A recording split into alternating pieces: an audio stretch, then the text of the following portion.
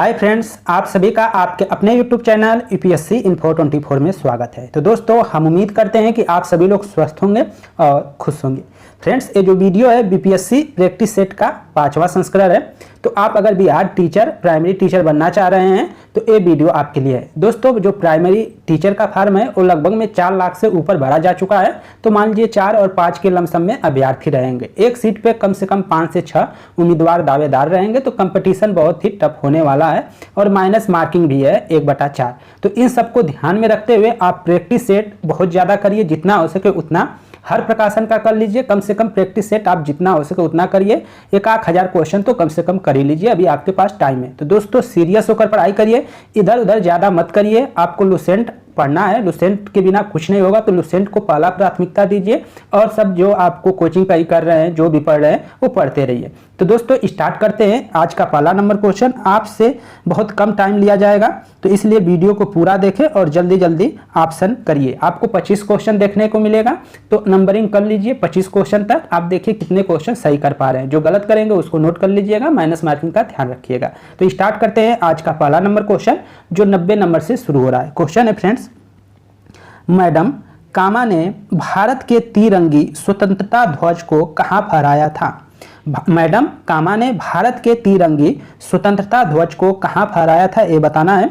Option A है Paris, B है London, सी है स्टुटगार्ट, ऑप्शन डी है जिनेवा, ई है उपयुक्त में से कोई नहीं, उपयुक्त में एक से अधिक। तो इसका जो आंसर हो जाएगा 90 का, वह सी सही हो जाएगा। स्टुटगार्ट जो लंदन में पड़ता है वहाँ पे इन्होंने फहराया था। तो मैडम कामा ने भारत के तिरंगी स्वतंत्रता ध्वज को कहाँ फहराया था? तो आंसर हो जाएगा स्टुटगार्ट में फहराया था। ऑप्शन सी सही है।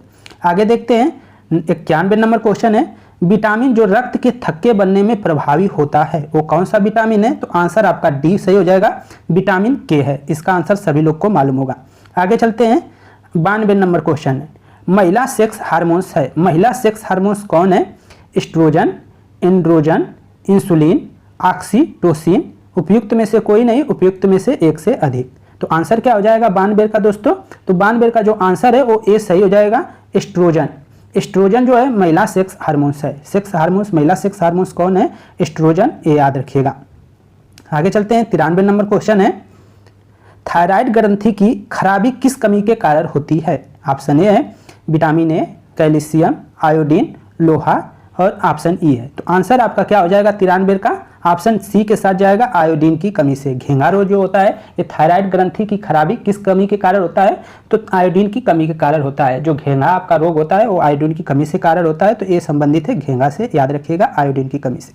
आगे चलते हैं, 94 नंबर क्वेश्चन है, करवाहट के लिए मानव जीव का संवेदनशील क्षेत्र है। करवाहट अगर जानना है तो कौन सा जीव का संवेदनशील क्षेत्र है ये बताना है आपको। ऑप्शन ए है नोक, ऑप्शन बी है मध्य भाग, ऑप्शन सी है पिछला भाग, डी है किनारा, ई है उपयुक्त में से कोई नहीं, उपयुक्त में से एक से अधिक। दोस्तों, जब ई आएगा तो हम बोल देंगे ई, ऑप्शन ई। तो उसमें से आप कर लीजिएगा, उसमें क्योंकि एक ही बार बार दे रहा है।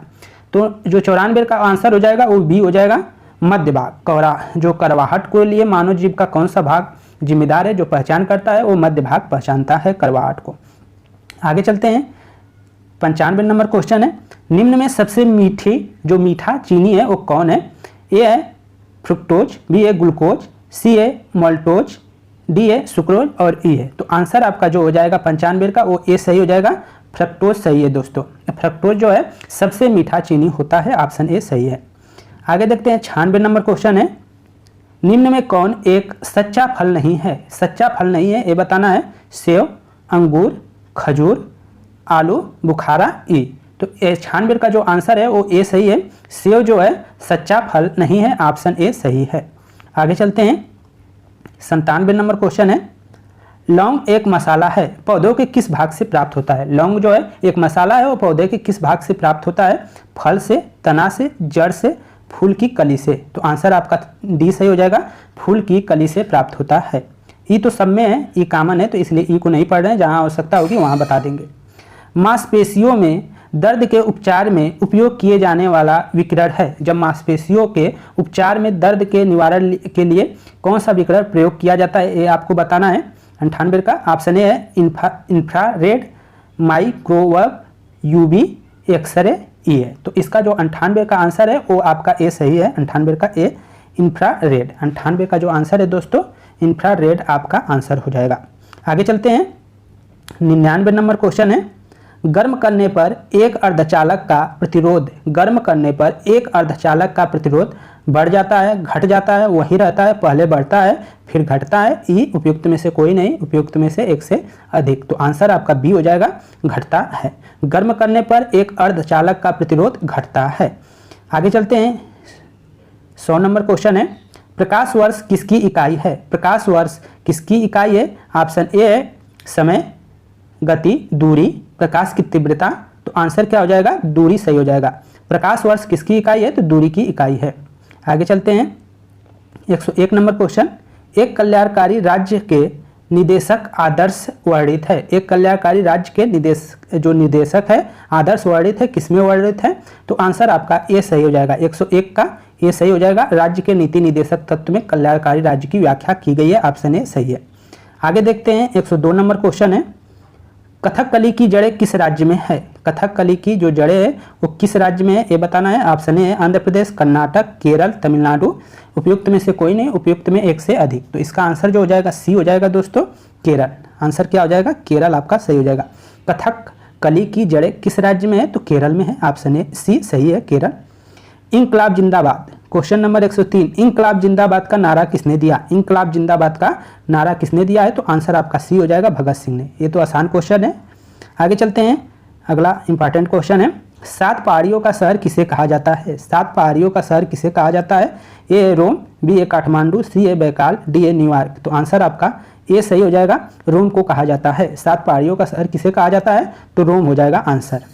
105 नंबर क्वेश्चन देखिए, दिल्ली शहर किस नदी के किनारे स्थित है? दिल्ली शहर किस नदी के किनारे स्थित है? तो दिल्ली शहर यमुना नदी के किनारे स्थित है, ये याद रखिएगा।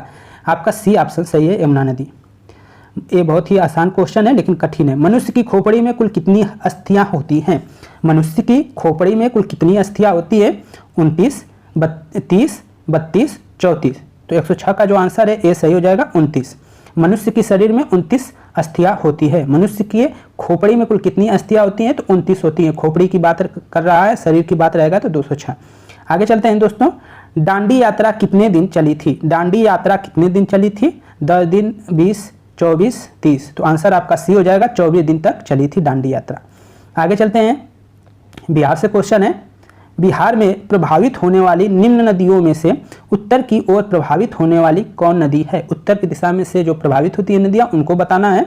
इसमें ऑप्शन ए है बागमती एवं घाघरा, कमला और महानंदा, कोसी और बलबन, गंडक और बूढ़ी गंडक।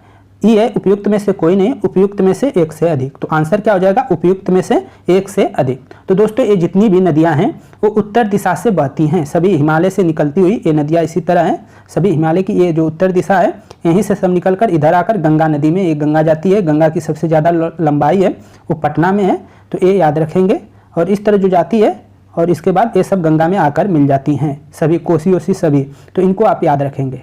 आगे चलते हैं, 109 नंबर क्वेश्चन है, क्षेत्रफल के अनुसार निम्न में राज्यों की सही अवरोही क्रम क्या है? अवरोही मतलब अवरोही मतलब जो बढ़ते क्रम में रहेगा उसको अवरोही कहते हैं। आरोही का मतलब पहले बड़ा रहेगा फिर छोटा रहेगा, अवरोही मतलब बढ़ते क्रम में। तो सबसे बड़ा लिखेंगे, नहीं, अवरोही का मतलब घटते क्रम में और आरोही का मतलब बढ़ते क्रम में। तो सबसे पहले जनसंख्या में जो सबसे बड़ा है उसको लिखेंगे, फिर इस छोटा लिखेंगे। तो दोस्तों इसमें आप देखेंगे तो जनसंख्या में सबसे ज़्यादा जो बड़ा राज्य है वो राजस्थान है। क्षेत्रफल पूछ रहा है ना दोस्तों, हाँ क्षेत्रफल में तो राजस्थान पहला हो जाएगा।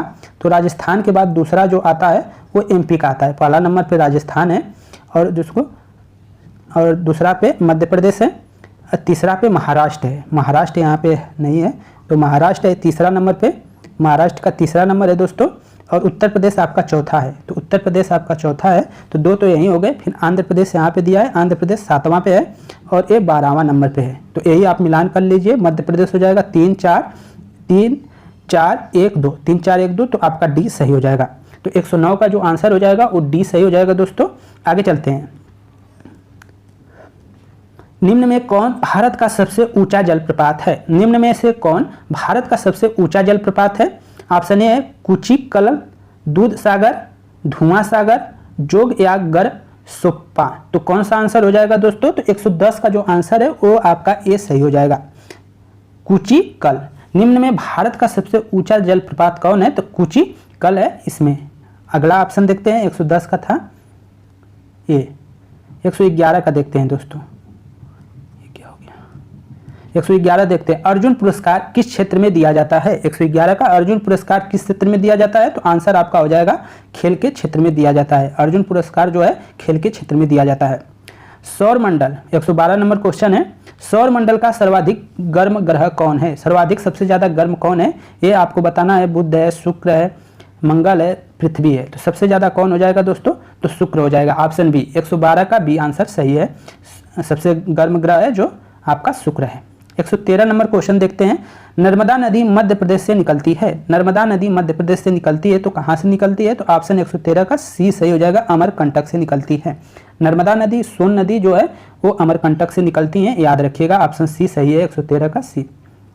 आगे चलते हैं, 114 नंबर क्वेश्चन है, हवा में जिस गैस की मात्रा सबसे अधिक है वो है। हवा में सबसे ज्यादा किसकी मात्रा है? हाइड्रोजन की, कार्बन डाइऑक्साइड, ऑक्सीजन की, नाइट्रोजन की।